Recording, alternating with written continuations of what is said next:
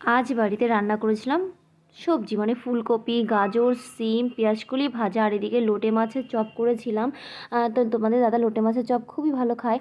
আর ছিল সঙ্গে চাটনি, আর ছিল লোটে মাছ দিয়ে আলু বেগুন দিয়ে টেস্টি টেস্টি করে তরকারি। তো তরকারিটা সত্যি এত টেস্ট হয়েছিল বলার মতো না, তো এখনও মুখে লেগে আছে। আর এদিকে দেখো অশ্মি পুজো করবে, তো এখানে একটু আলপনা দিয়ে এঁকেছে, তো এদিকে আমার স্নান হয়ে গেছে।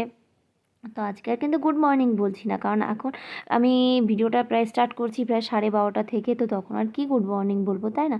তো আমার এদিকে স্নান হয়ে গেছে, আর মাথার মধ্যে না শুধু চিন্তা ঘুরছে যে বাবার শরীরটা ভালো কি করে করব, এই সেই বাবার শরীরটা তো ভালো নেই। তো যাই হোক, অনেক চিন্তা নিয়ে, চিন্তাও আছে, কাজও করতে হয়, কিছু করার নেই চিন্তা নিয়েই। তো এইদিকে দেখো অশ্মিও আমার আগেই স্নান করে চলে এসছে, তো আরুকে তো তার আগেই স্নান করিয়ে দিয়েছি। তো দু বোন মিলে এখানে পুজোর জন্য গুছিয়ে নিয়েছে। তো দেখো ফুলগুলো আমার কত সুন্দর লাগছিল দেখতে। তো ফুল ফল গোবিন্দভোগ চাল ভিজিয়ে, মানে আমি একটু ওকে বলে বলে দিয়েছিলাম, তো সেইভাবেই ও গুছিয়ে গুছিয়ে রেখেছে। তো আমি শুধু স্নান করে এসে পুজোটা দিয়ে দিয়েছিলাম। তো পুজো দেওয়ার প্রায় 1.5 ঘন্টা পরে ভাত খাওয়া দাওয়া করে নিয়েছি। তারপরে আবার ফল প্রসাদ, যেহেতু তোমাদের দাদা এখনই বেরিয়ে যাবে, তো একটু ফল প্রসাদ দিয়ে দিলাম খেতে।